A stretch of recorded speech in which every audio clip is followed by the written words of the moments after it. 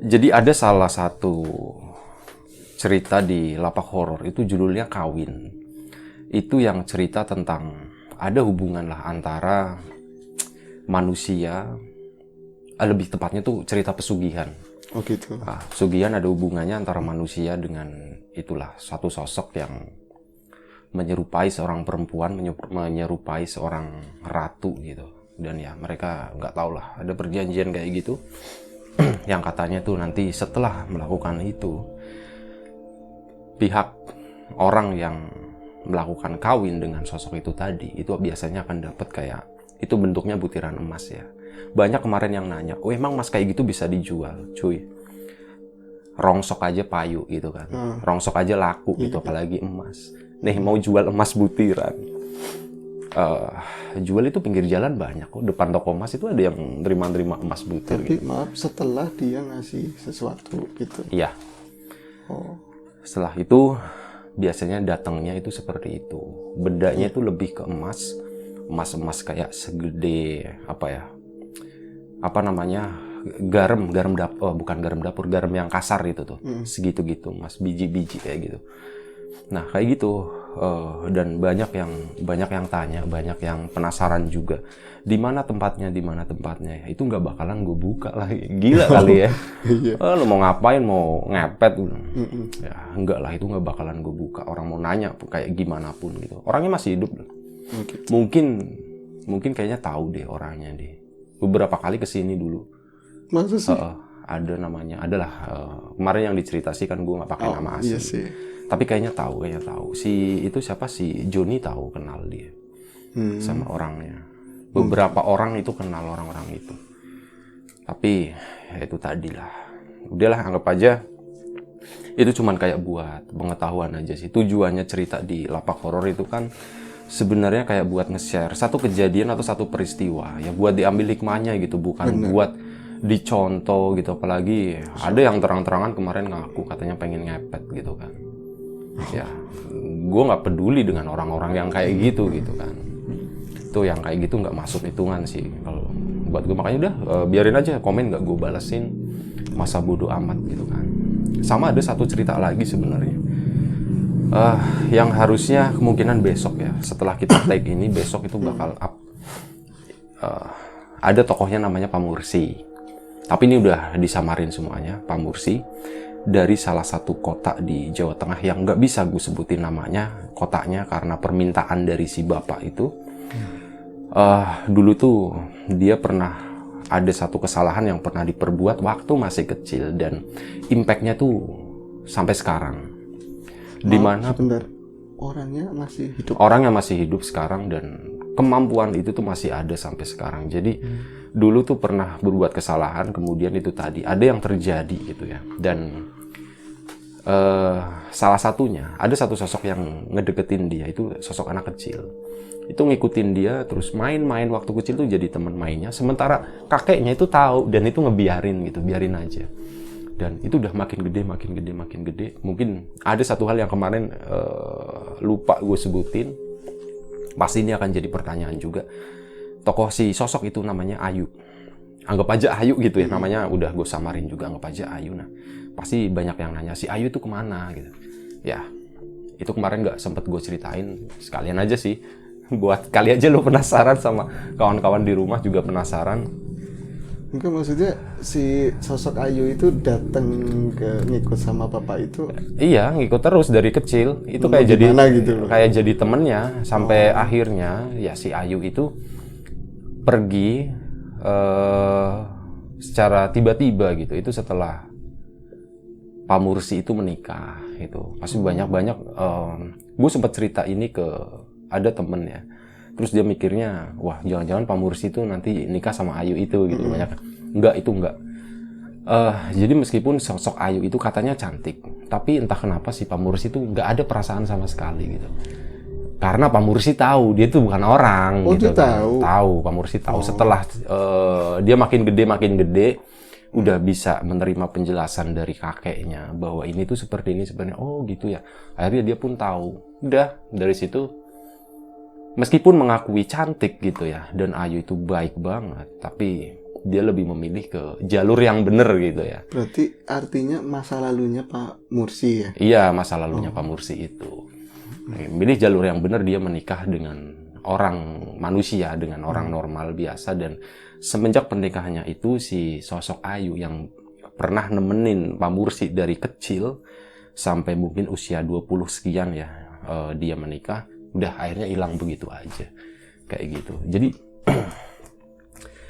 sebenarnya banyak sih di masyarakat kayak yang cerita-cerita yang disengaja maupun nggak disengaja gitu ya. Yang itu sih, apa namanya, kayak hubungan antara manusia dengan bangsa jin gitu ya. Yang percaya nggak percaya sih gitu, tapi banyak yang bilang, banyak yang bercerita seperti itu gitu. Dan gue lupa, ini udah berapa menit gue lupa, belum nyapa kawan-kawan di rumah. Assalamualaikum warahmatullahi wabarakatuh.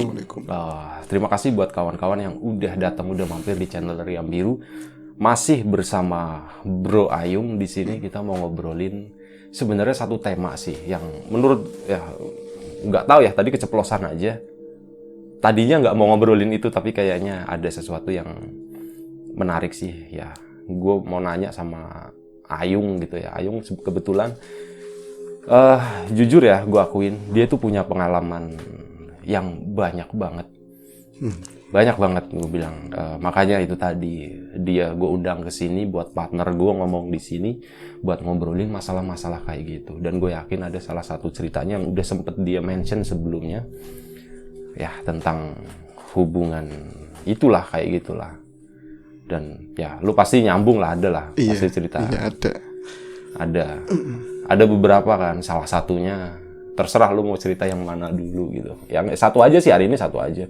Nanti kita simpen buat besok-besok. Nah itu tadi ya, sorry gue lupa nyapa kawan-kawan di rumah semuanya. Dan kita tuh minta maaf ya kalau misal di edisi-edisi sebelumnya itu kita masih banyak banget kekurangan. Karena dari sisi gue dan dari sisi Ayung juga itu kita masih tahap belajar kayak gitu. Benar. Susah loh kita bisa ngobrol kayak gini berdua gitu ya. Biasanya gue juga sendirian gitu kan. Dan sekarang ada partner itu juga ada sedikit kesulitan juga. Nah makanya ya harap maklum lah buat kawan-kawan semua. Oke, gue kasih ke lu deh gantian. Gue dengerin ya. Oke, sebelumnya sapa lagi teman-teman. Assalamualaikum warahmatullahi wabarakatuh. Waalaikumsalam. Sebelum aku coba bawain cerita yang ada pertaliannya sama cerita kamu yang tadi. Aku mau minta maaf sama teman-teman yang dengerin, melihat cerita ini. Mungkin aku sendiri banyak kekurangan dari segi vokalnya, dari pembawaannya, semua aku masih belajar.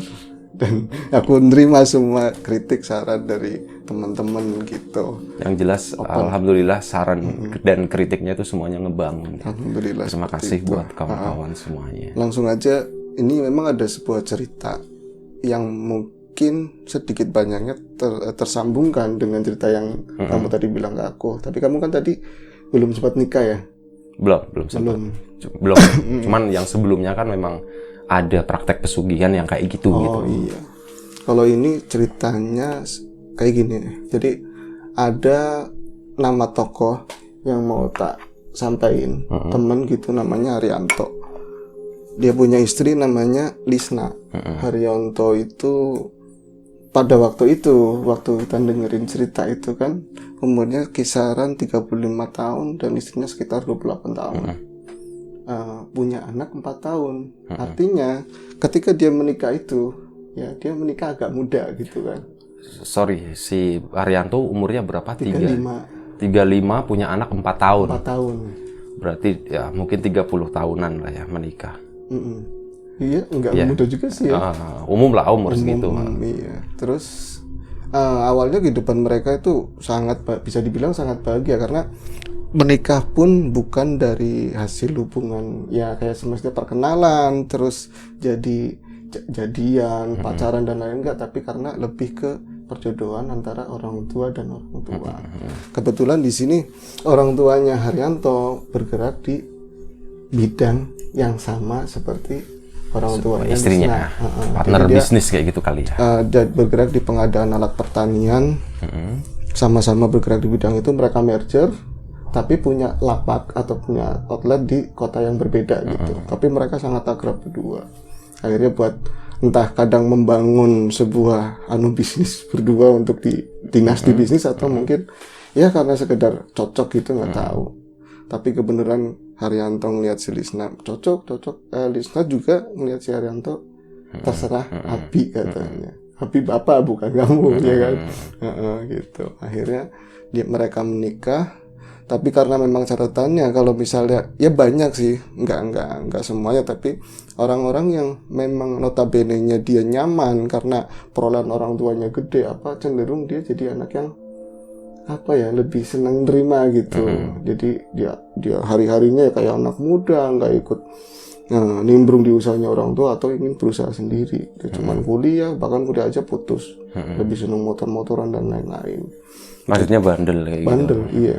Singkat ceritanya, suatu ketika orang tuanya ada perjalanan bisnis. Dia mau nengokin barang katanya kan. Jalan sama istrinya dan satu sopir. Tuh. Di tengah jalan mereka kecelakaan. Tapi ini siapa bapaknya siapa? Bapaknya Haryanto. Kecelakaan itu kecelakaan tunggal loh.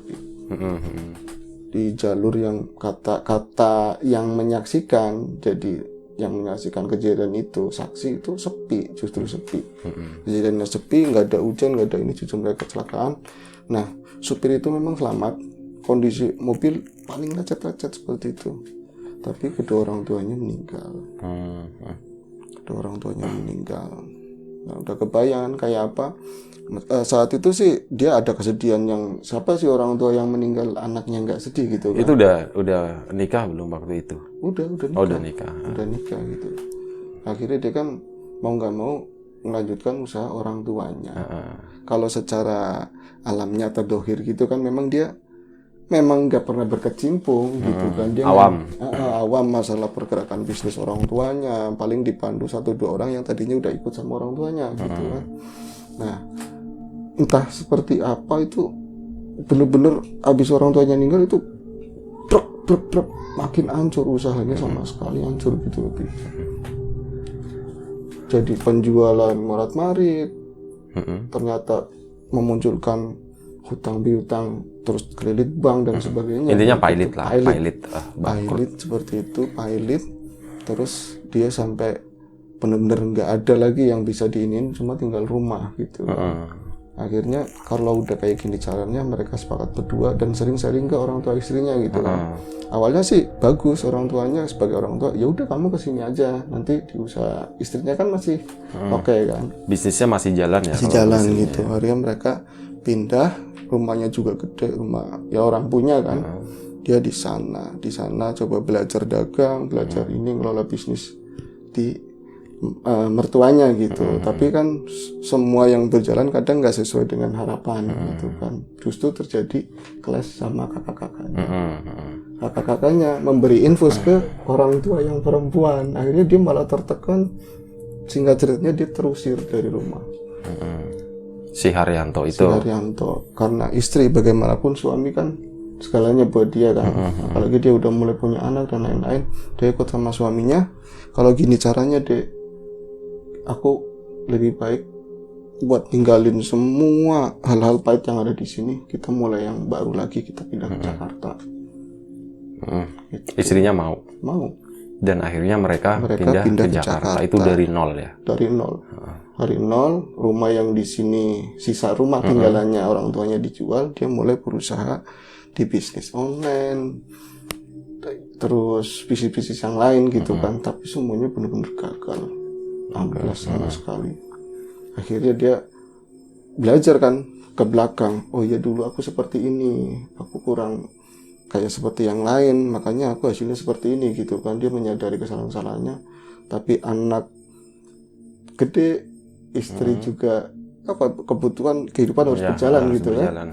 Akhirnya dia ikut belajar ke orang-orangnya, ya kuli lah dia, kayak harian lepas gitu. Serabutan kayak gitu ya. Sementara yang paling bikin aku dengerin itu ikut miris, justru saat dia jatuh seperti itu, istrinya mulai sakit.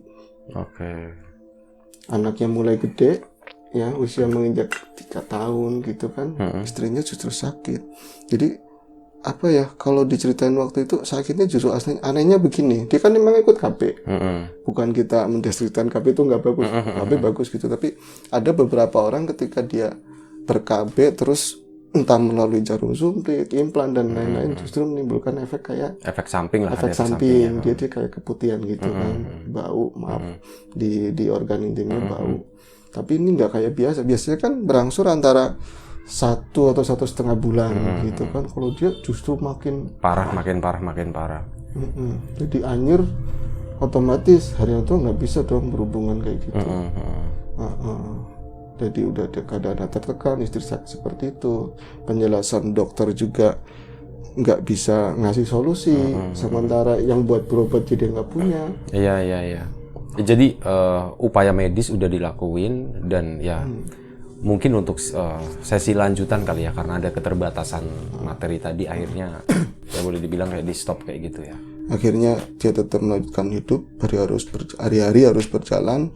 Kebenaran sampingnya kontrakan kecil, cuman kamar itu udah ruangan depan udah bareng sama buat tempat tidur, dikasih sekat pakai tempat tidur lantai, dan di belakangnya kamar mandi sepetak kecil gitu. Dia punya Pak RT, tapi emang orangnya baik. Kalau dia berangkat kerja, istrinya kan nggak mungkin megang anaknya. Sakitnya bukan cuma itu. Jadi dia tadinya cuman ada bau di situ dan mulai stroke. Jadi singkatnya aja dia cuman bisa baringan di tempat tidur. Udah nggak bisa ngapa-ngapain gitu ya. Tapi si Haryanto nggak putus asa. Ini merupakan menurut dia ini balasan dari apa yang aku lakuin dulu. Dan aku harus sabar, harus ikhlas, aku harus berjuang. Istriku pasti sembuh gitu kan. Nah, setiap dia berangkat, kan orang kuli bangunan seperti itu kan berangkat jam 7, harus naik angkot dulu gitu kan, dititipin sama Bu RT. Nah, Ibu RT-nya tuh yang megang anaknya gitu, sementara istrinya udah cuma terbaring gitu aja. Jadi dia subuh bangun, terus nengokin istrinya, gantiin pampers, segala macam, dilapin tubuhnya, disuapin, kasih makan. Terus megang anaknya, ngasih makan anaknya, baru dititipin ke Bu RT. Dia berangkat kerja. Hari-hari begitu terus. Rutinitasnya seperti itu sampai suatu ketika dia itu kalau kerja bangunan kan kadang-kadang ada sisi di mana istirahat siang gitu kan, terus istirahat di tengah-tengah jam 10 atau apa gitu, medangan gitu lah. Dia kayak pertama kali itu pernah ngeliat cewek gitu, sering merasa diliatin seorang gitu, tapi nggak ada di mana siapa, tapi kayak aku diliatin seorang gitu kan. Nah, berapa hari setelah itu dia juga mulai bertanya, ini siapa sih sebenarnya gitu kan. Di waktu itu hari Selasa, dia masih ingat hari Selasa, dia pas istirahat siang, yang lain kebenaran karena capek, waktu itu kan ngecor, capek banget gitu kan, tukang semuanya tidur habis makan. Dia justru senderan di bawah pohon nangka, di samping bangunan di belakang bangunan yang dibikin itu. Nah, di situ dia lihat sosok cewek. Suara alam. Sorry, ada yang lewat. Oke, lanjut. Akhirnya kok ini ada yang merhatiin cewek, tapi kan sorry, agak keras bro. Iya, ada yang merhatiin cewek gitu kan. Cewek tapi umuran sekitar bangsa 25 tahun. Kayak gitu, tapi kan agak jauh gitu kan. Tapi karena naluri seorang cowok kan, kalau ada yang merhatiin apalagi cewek, pasti nggak langsung begini dong, cakep apa enggak gitu kan.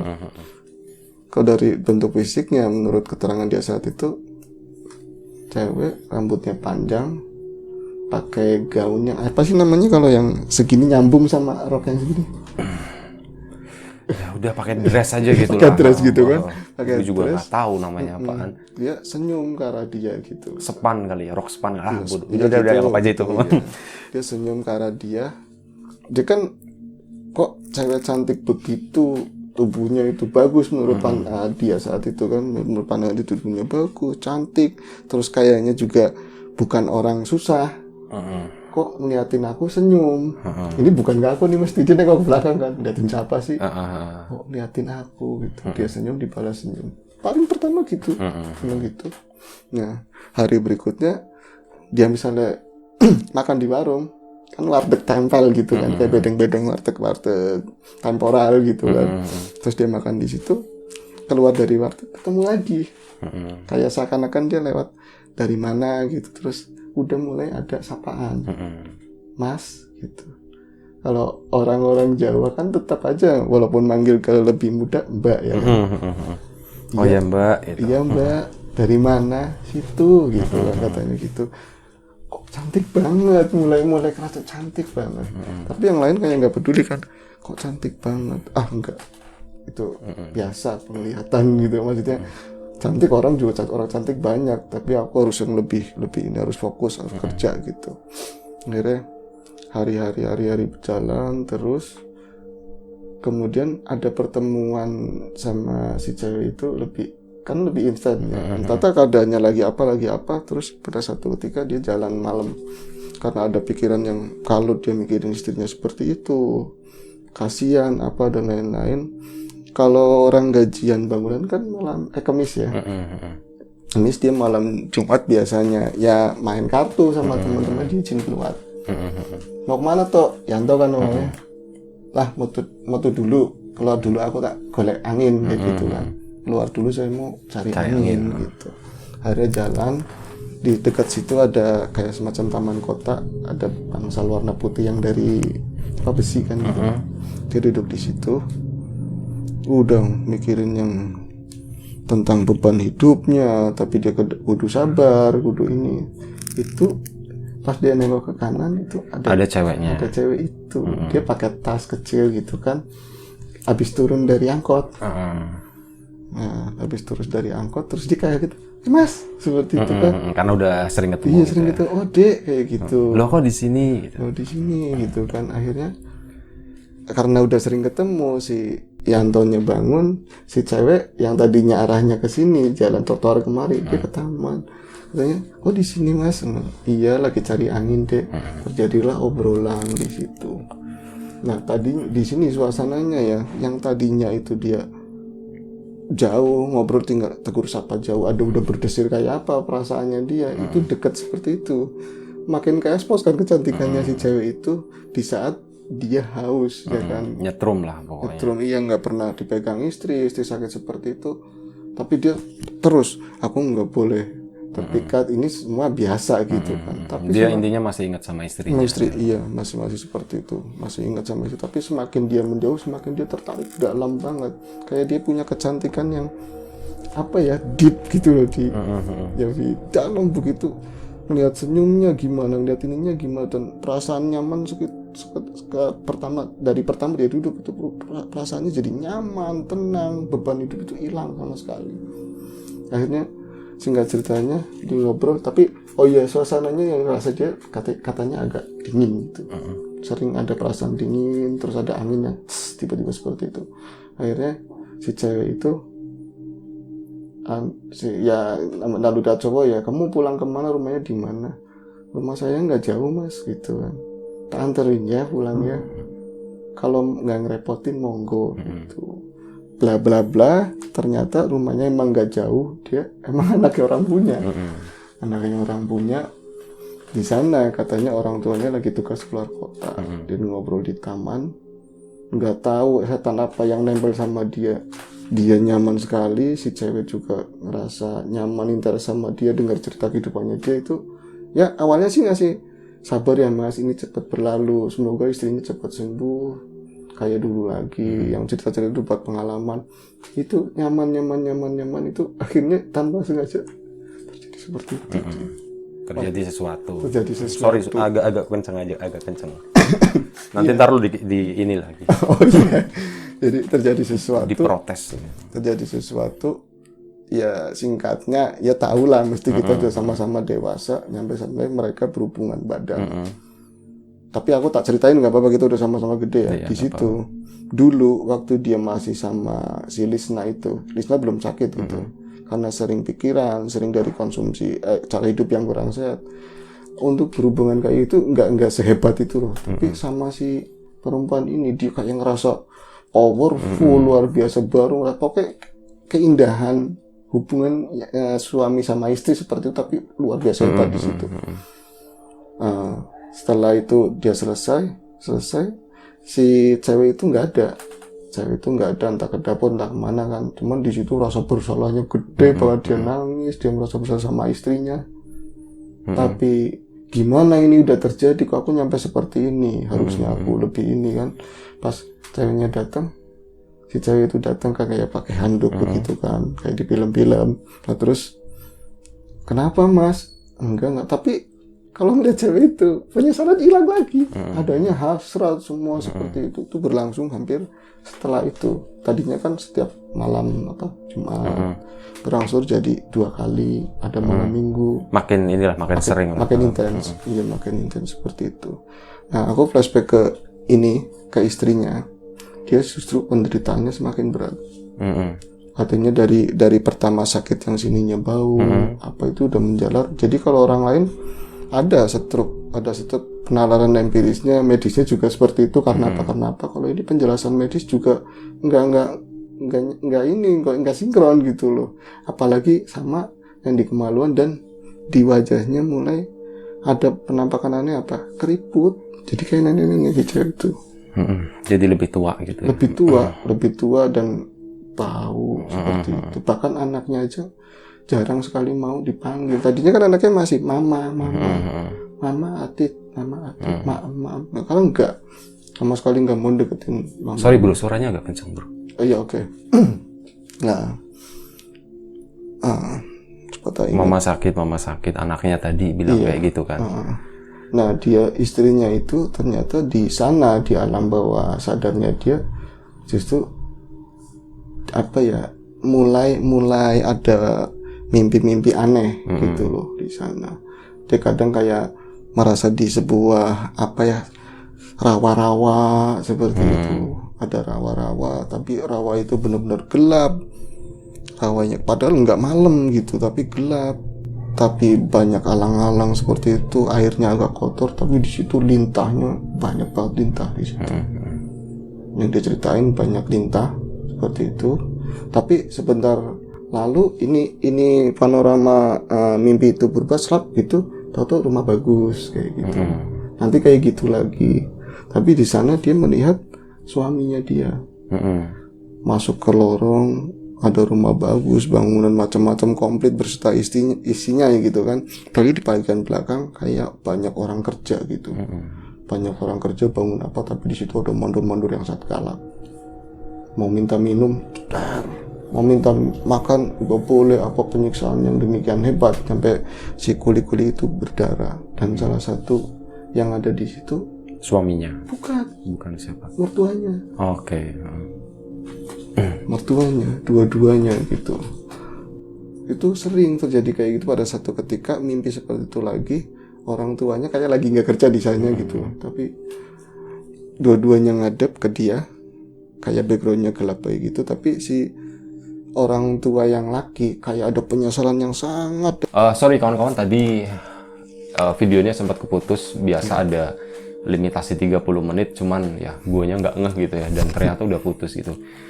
Yang tadi terakhir itu kalau nggak salah itu pas mimpi sampai di rawa-rawa, terus yang ngelihat mertuanya kayak nunduk gitu, kayak penuh penyesalan kayak gitulah. Oh iya. Lanjut. Oke, jadi dia itu di mimpi itu yang kesekian kalinya itu kan tadi dibawa ke satu rumah. Ya gede ya, ada orang kerja dan lain-lain. Nah pada saat tertentu kayak bukan di jam kerjanya orang tuanya yang kerja penuh dengan dianiaya seperti itu, tapi orang tuanya hadir ketemu sama dia, tapi di situ beda, di belakang benar-benar gelap. Dia ada berdepan sama kedua mertuanya itu, tapi posisinya orang tua yang laki itu kayak dia itu nunduk, ada malu, ada menyesal, sedih, campur aduk seperti itu. Dia cuman bisa melipat tangan seperti ini.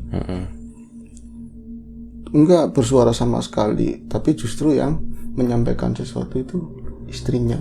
Jadi mertua yang mertua perempuan.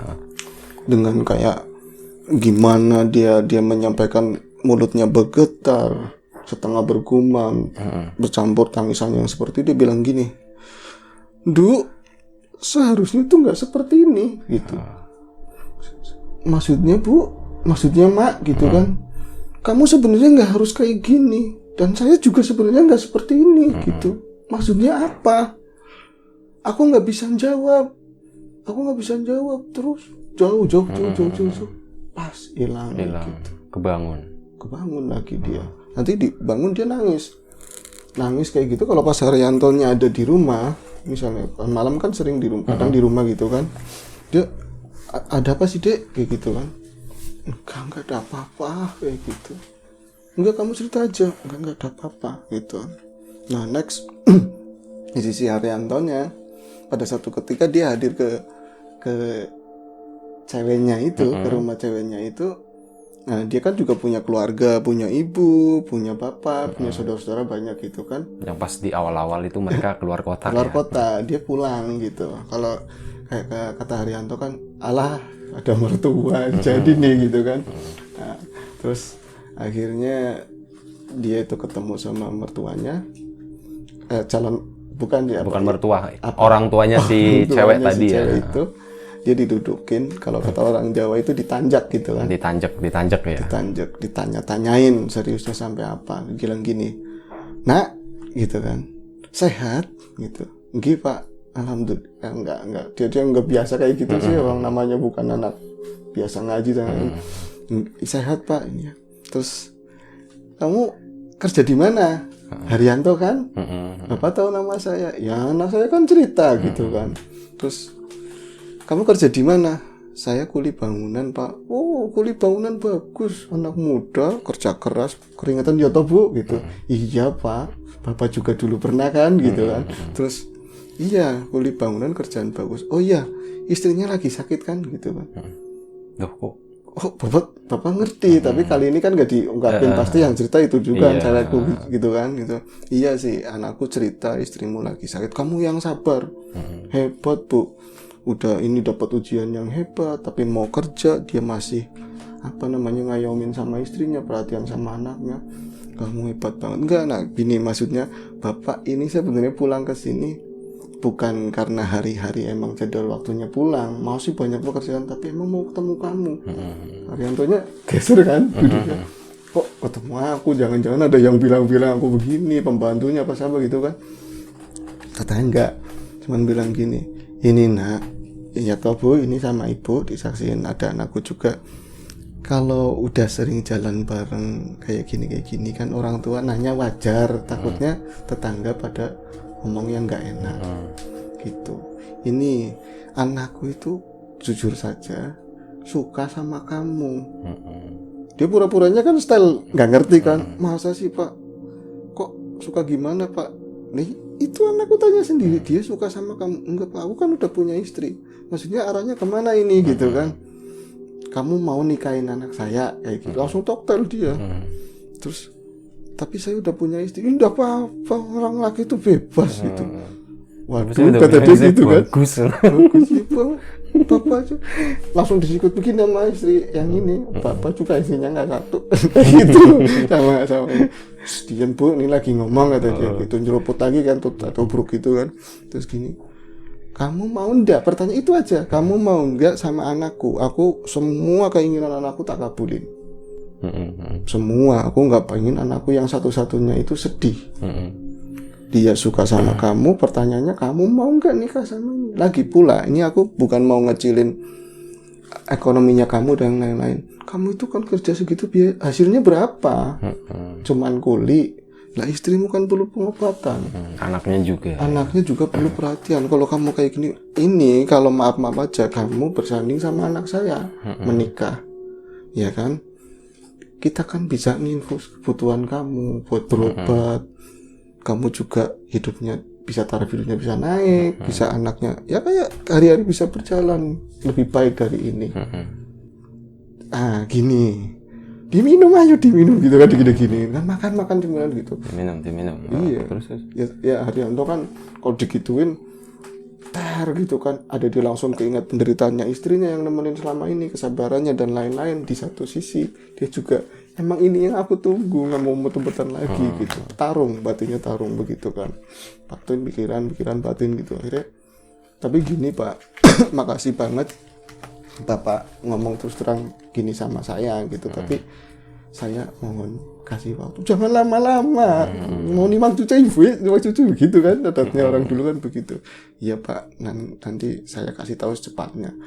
Singkat cerita dia permisi, nyampe rumah, udah pikiran macam-macam, iya enggak iya, tapi banyak iyanya sih. Tapi penderitaan istriku, mampu nggak dia nyampein ke istrinya perihal seperti itu, walaupun dari tanda kutip awalnya kan istrinya juga pernah ngomong, aku nggak mampu ngeladenin emas gitu kan, badanku seperti ini, anak-anak juga perlu ada yang megang, perlu seorang ibu. Mas nikah lagi nggak apa-apa, aku ikhlas kayak gitu. Tapi itu udah lama Sebelum pertemuannya dengan si cewek ini. Cewek tadi. Akhirnya pas sampai rumah melihat istrinya lagi makin nggak tega kan, makin nggak tega. Akhirnya ini gimana, tapi ini juga alih-alih demi kebaikannya dia, tapi dia juga nafsunya bermain juga kan, logikanya main. Akhirnya yang tadinya mau minta izin sama istrinya terus terang dia nggak tega. Akhirnya saat itu juga dia mutusin, aku mau menikah dengan si cewek tadi itu. Akhirnya ya setelah itu bener-bener dia nyampein kan ke orang tuanya, senang semuanya kan, menikah tanpa istrinya tahu. Bahkan dari keluarga istrinya tahu, nggak ada yang tahu. Dia menikah, ditanyain sih pernah, keluarganya nggak ada yang hadir. Lagi ini gitu, oh istrinya dia sakit, dia di sini batang karo, orang tuanya nutupin begitu. Akhirnya pada ketika kalau hari-hari tetap berjalan bahagia, senang, bahkan benar kebutuhan banyak dipenuhi, infus dari situ. Bahkan dia kadang tadinya kan jalan nih pakai motor butut, udah bisa beli metik. Ya, ada peningkatan. Iya, temen-temen jadi dapat dari mana, bisnis apa? Ada lah kata si Yanto begitu. Tapi dia masih kerja kuliah kayak gitu. Oh masih. Masih kehidupan normal dia masih dijalani. Tapi itu tadi ada sesuatu yang disembunyiin dan di situ juga ada pemasukan juga dari pemasukan lebih. Jadi dia mulai kadang diajak istrinya berobat, gitu kan. Kadang agak baikan, kadang drop lagi gitu. Terus sering bawa makanan buat anaknya, kayak jajan-jajan apa, dibeliin kulkas kecil gitu kan. Terus sering ngasih Bu RT.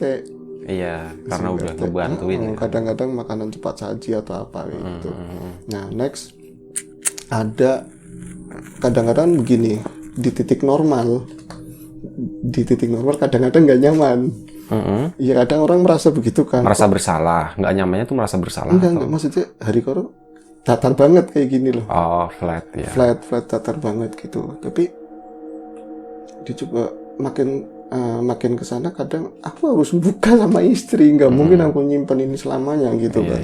Tapi gimana? Nah, pada suatu ketika ada satu peristiwa di mana antara batinnya dia, pikiran dia bertarung seperti ini. Jadi di rumah mertuanya yang baru itu ngadain perjamuan makan, ngundang keluarga. Ya kayak di sini kendurian selamatan atau apa. Itu ada meja gede, semua keluarga kumpul, dari keluarga yang cowok, yang laki, dari orang tuanya kan kumpul di situ. Ada meja panjang begitu.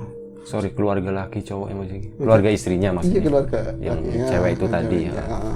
Terus makanan kan banyak tuh, dari ayam bakar apa, terus sop segala macam, pokoknya perjamuan. Dia keinget waktu dia kaya dulu kan. Tapi walaupun seperti itu, makanan yang paling disukain dia kan kayak urap-urapan gitu, tahu urap kan? Ya, sayur-sayuran gitu.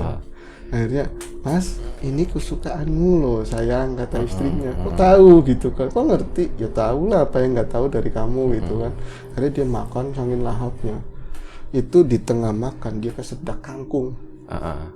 Sedak kangkung, nggak sadar dia baca gini, astagfirullah gitu kan. Itu istighfar. Tapi setelah itu ya, yang dirasain bareng sama dia ngucap begitu tuh kayak semua yang nggak di situ nengok, kayak matanya keloprok gitu. Kaget gitu ya. Iya, tapi iya bener-bener matanya seakan kan keluar merah gitu, kayak marah gitu, bus gitu. Tapi nggak sampai situ aja. Jadi kayak meja ini gini, kayak gitu, kayak piring tuh ada sendok bunyi gitu, lampu goyang di atas, kan malam sih.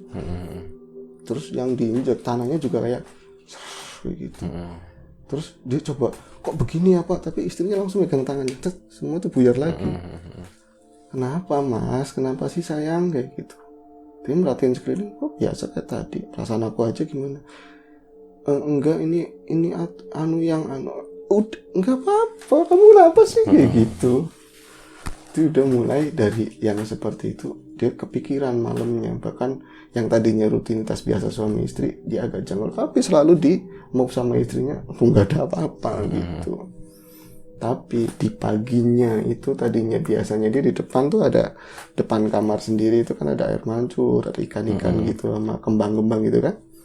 Mertuanya biasanya langsung dia jalan kemana gitu tuh nyamperin, tapi saat itu kayaknya marah.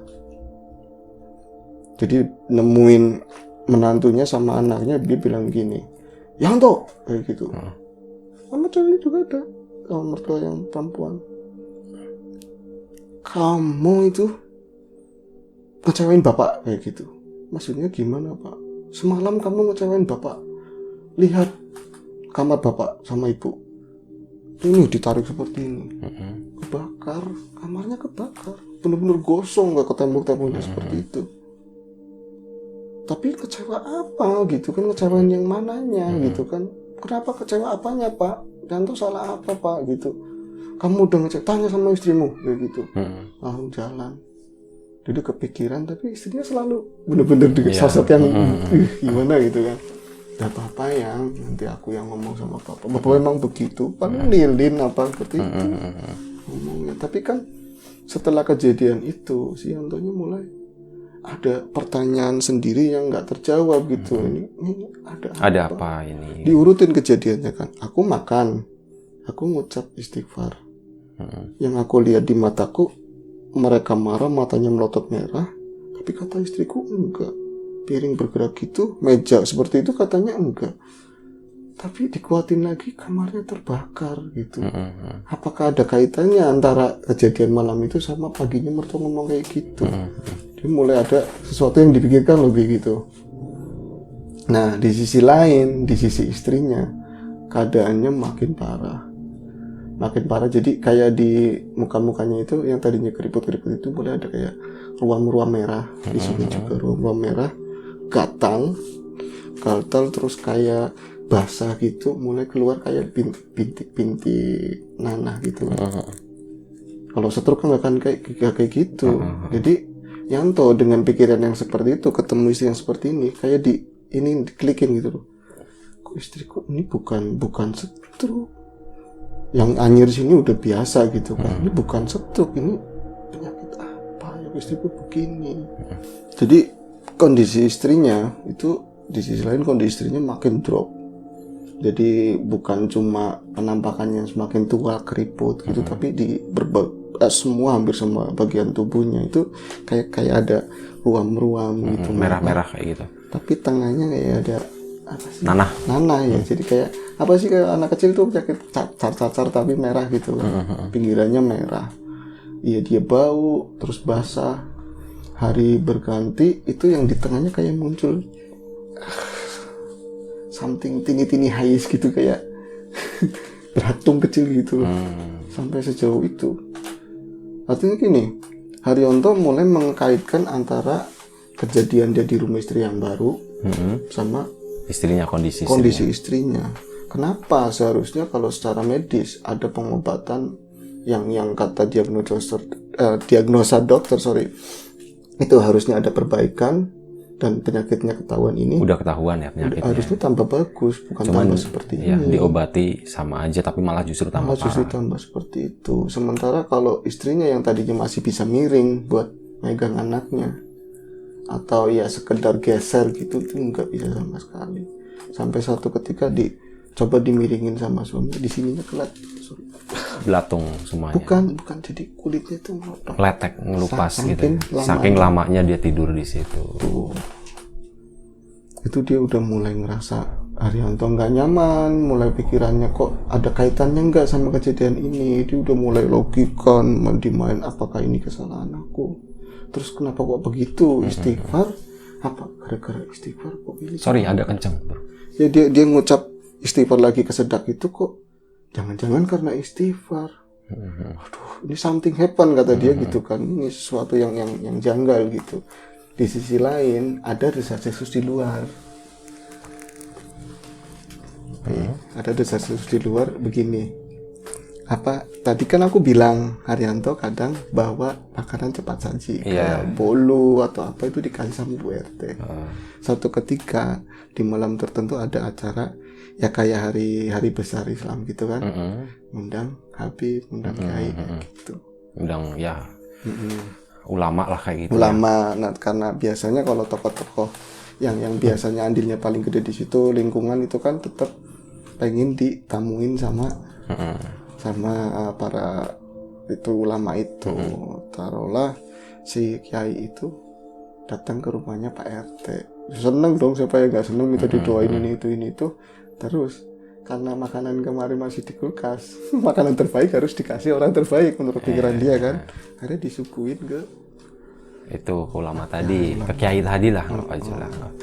Nah, singkat ceritanya, Pak, monggo dicobi niki, monggo dicoba karena ini ya. Istrinya itu kan orang Jawa, kiainya dari Jawa, ngomongnya seperti itu. Oh, gitu, monggo dicoba. Tapi pas ngeliat begini, yang aneh si kiai itu berpandangan sama ini yang bawa gitu, sama asistennya lah. Sama asistennya, dia nengok begini. Pak, monggo, udah makan Bu, udah makan tadi, bener kenyang banget, ada sate, ada ini, ya Allah, orang sini tuh bener-bener yaher kata dia gitu kan, biasa bahasanya seperti itu. Tapi apa ya, ada sesuatu yang buat si Bu RT dan Pak RT kecuriga, keceplosan sih ini pas di pintu, tadinya kan dilepas, maksudnya saya permisi gitu kan, permisi pulang, bapaknya itu di balik pintu dengerin asisten. Kiai belatung semua kayak gitu. Makanannya itu belatung semua. Ya adatnya orang nyimpen kan ya. Iya. Apalagi cewek biasanya lebih anu kan. Istrinya mulai ngomong ke tetangganya, tetangga mulai ngomong ke tetangganya lagi. Akhirnya kan satu lingkungan hampir semuanya ada begini. Cerita itu nyebar ya. Jadi makanan dari dikasih sama si Haryanto itu dikasih ke mereka yang notabene Pak RT sama Bu RT tuh ngeliatannya makannya itu masih bagus gitu kan, dikasih ke mereka ada suara seperti itu, katanya belatung semua gitu ya. Itu nyebar. Muncul spekulasi di lingkungan, pantesan masa Haryanto kerjanya kuli punya ini punya itu. Paling nyupang bahasa sininya kan, sugihan gitu sugihan ya dan lain-lain. Nah, terus itu sempat kedengar ke Haryanto. Tapi di sini biasanya orang kalau memang benar-benar melakukan itu marah kan. Tapi buat Haryanto malah sebaliknya, justru menguatin hipotesanya dia. Iya, dia sebenarnya udah ada curiga sih sebelumnya ya. Itu, tapi dia coba mulai tetap ditemuin karena dia juga istrinya dan ini siapa tahu dugaanku salah. Tapi mulai sering intens terjadi hal-hal yang aneh. Kalau di keluarganya, ini bapaknya pergi kemana? Gitu kan mulai diselidiki. Tapi nggak ada yang tahu. Pembantunya ditanyain, Mas, katanya kalau nanya begitu nggak boleh dijawab kayak gitu, kata pembantunya. Terus kolam ikan kadang dia coba, saya di sini mau baca-baca kayak gitu. Jadi kolam ikan koi apa kan bagus-bagus banget. Dia di situ baca gini, apa ya? Astagfirullahaladzim ya, bisa. Astagfirullahaladzim apa? Langsung bergidik dia kayak mau loncat. Jadi kan tadinya kan kalau baca-baca kakinya mancelup ke kolam, nyemplung ke kolam. Dia sambil mikir spekulasi kayak gitu, dia ngomong, mau ini siapa tahu bener kata orang-orang dan kata perkiraanku sendiri. Istighfar lagi. Jadi yang di kolam itu bukannya tadi ikan koi, lintah semua dia loncat begini. Allah tuh dia begitu udah mulai tapi oke, aku salah, ini bukan ini apa sebenarnya, ini apa gitu kan. Tapi dia coba tenangin, yang ada apa sih gitu kan, suara si mempelai itu kan, enggak apa deh, kamu kayaknya nyembunyiin sesuatu dari aku deh gitu, kamu nggak biasanya belakangan ini tuh jadi aneh, kamu nggak sayang sama aku ya, nggak sayang kok, tapi anehnya kalau udah dideketin udah lupa lagi ya kayak gitu. Bisa kayak ada pemikat yang luar biasa gede yang dia tuh bener-bener, apalagi sering dia nanyain istrinya gimana gitu kan, buyar lagi perkiraan kayak gitu. Nah, dari sisi istrinya kembali lagi, dia mulai mimpi yang bukan cuma itu aja. Jadi di sana itu suaminya kayak ada kurungan besar, dia di kerangkeng, ada tali ikat-ikatan seperti itu, kayak bara kayak gitu. terus sekali dilepas dihukum, ada muntah darah, semuanya itu nggak bisa ceritain lagi, nanti dimasukin ke situ, disiram air lagi seperti itu di mimpinya.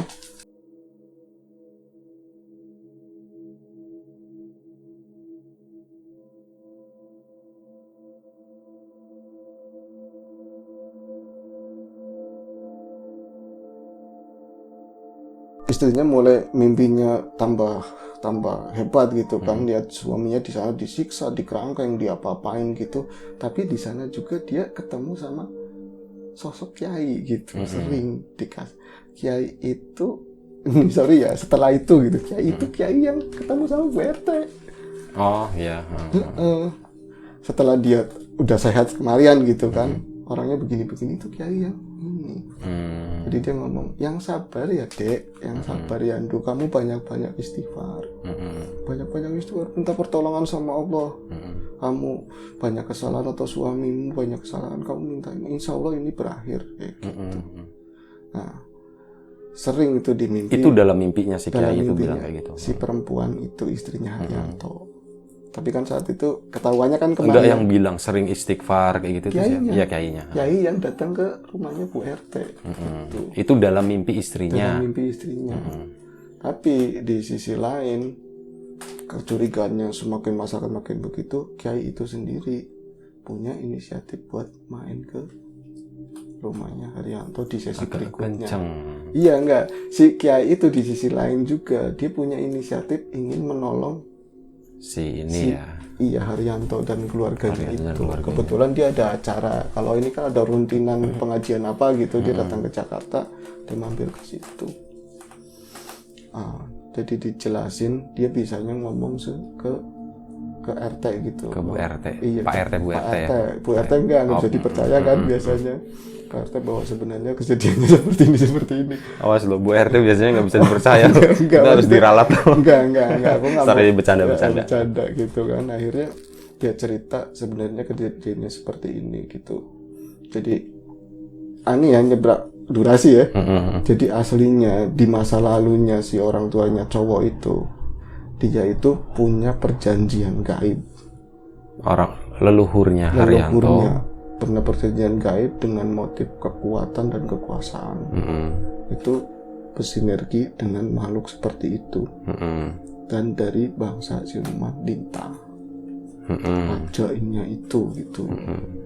Akhirnya dia itu dengan imbalan semua, tapi kamu bisa seperti itu, saya aku kabulkan, tapi anak keturunanmu sampai bawah yang lain mati, berarti satu mati, yang kedua menikah sama turunanku, nanti mati lagi nikah seperti itu. Ini jatuhnya turunannya nikah. Haryanto itu nikah sama bangsanya karena bapaknya ya tadi bapaknya kecelakaan tunggal gitu kan. Kecelakaan gitu.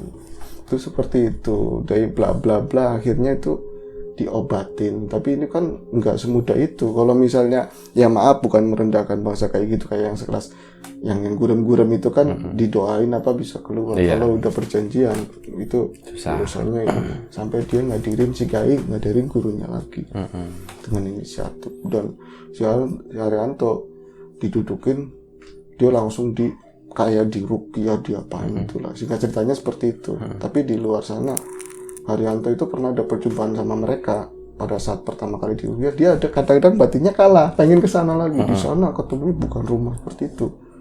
Jadi kayak rawa di situ ada rajanya, udah di bawahnya bentuk kayak ini entah gitu kan. Itu dua sama istrinya sama bala tentaranya, kamu tuh harus jadi menantuku, harus ikut sama aku. Orang tuamu dulu udah begini-begini, ada perjanjian, kamu nggak bisa mengelak. Nggak bisa ada yang mutusin, mau siapa kayak gitu. Dia nantang seperti itu. Itu Haryanto bener-bener udah mulai ingat, ya Allah, bukannya aku keluar dari jerat kemiskinan, penderitaan, justru aku masuk ke lubang yang lebih dalam kayak gitu. Lah akhirnya gimana? Akhirnya bisa ketolong. Jadi istrinya itu bisa dapat pertolongan dari yang punya hidup. dia sembuh. Aku nggak mau ada yang ini sih ya, nggak bisa diterusin cerita yang lebih ini lagi, tapi artinya gini, istrinya itu bisa sembuh. Nah, kemarian yang sekarang jadi backup keluarga justru istrinya.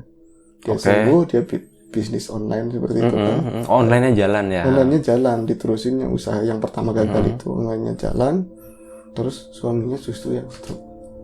Haryanto itu stroke sekarang. Sampai sekarang masih hidup. Masih. Oke. Gitu aja, aku nggak mau lanjutin tapi bisa dibayangin sendiri. Tapi kurang lebih seperti itulah kejadiannya. Tapi sebenarnya gini ya, kalau masalah apa yang dialami Haryanto itu sebenarnya ya, Haryanto itu kan nggak salah kan. Iya. Satu, latar belakangnya emang dari leluhur kan, seperti itu. Dia kayak cuman dapat ya kayak jadi tumbal gitu aja itu kan. Kayak jadi tumbal itu dari sisi leluhurnya. Kalau dari sisi Haryantonya aja sendiri itu juga melakukan itu kan tanpa sadar dia. Itu dia nggak tahu kan. Makanya ini kan ada yang aku mau sampaikan ke teman-teman semuanya di sini. Jadi gini, kita yang belum menikah atau yang sudah menikah, catatannya nanti jadi orang tua. Apapun semua keputusan orang tua, bukan kita mengguruin ya, kita share aja dari apa yang pernah pengalaman yang udah dari literatur yang kita baca, guru-guru dan lain-lain bilang gini. Jadi apapun keputusan orang tua tentang suatu hal itu jangan sekali-kali itu berpikir egois untuk dirinya sendiri. Tentu itu akan berakibat ke anaknya. Tentu, apalagi sesuatu yang bertalian sama Halka. Intinya, sorry ya mungkin gue simplify ya. Jangan pernah berbuat kesalahan atau dosa besar gitu ya. Apalagi yang udah menyangkut itu tadi ikatan atau perjanjian dengan makhluk-makhluk seperti itu. Karena bagaimanapun juga biasanya setahu gue dari teman-teman yang lain gitu ya. Makhluk yang udah bisa membuat suatu perjanjian kayak gitu, itu adalah bukan makhluk yang sembarangan gitu. Itu kelasnya udah beda. Ya kurang lebih seperti itu, dan ya nanti itu bisa ngarah ke, biasanya ada keturunan, ada konsekuensinya. Konsekuensinya itu tadi ke keturunan segala macam kayak gitu. Pasti ada sih, itu yang gue tahu, itu yang gue percaya. Makanya ya jangan pernah lah.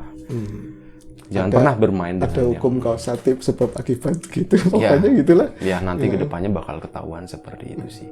Tapi ini cukup aja dulu ya. Aku udah nggak enak. Ya oke. Gue tahu, gue ngerti. Ya mungkin segitu aja sih ya kali ya. Ceritanya udah jelas lah ya. Kayak gitu. Salah satu pengalaman dari Mas Haryanto, dan ya gue terima kasih banget buat Bro Ayung udah nge-share ceritanya, dan terima kasih banyak buat kawan-kawan yang di rumah yang udah nonton, udah dengerin cerita ini. Kita ambil yang pastinya, kita ambil hikmahnya, kita ambil sisi positif dari cerita ini, dan kita buang jauh-jauh sesuatu yang negatif. Itulah tujuan dari kita sharing, kita ngobrol masalah ini. Dan ya sekali lagi mohon maaf kalau misal masih banyak kekurangan, masih banyak kesalahan, baik dari diri gue sendiri atau dari Ayung juga. Ya kita mohon maaf.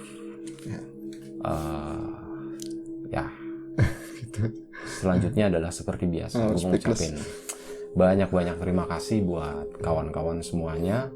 Jaga kesehatan kawan-kawan semuanya. Assalamualaikum warahmatullahi wabarakatuh.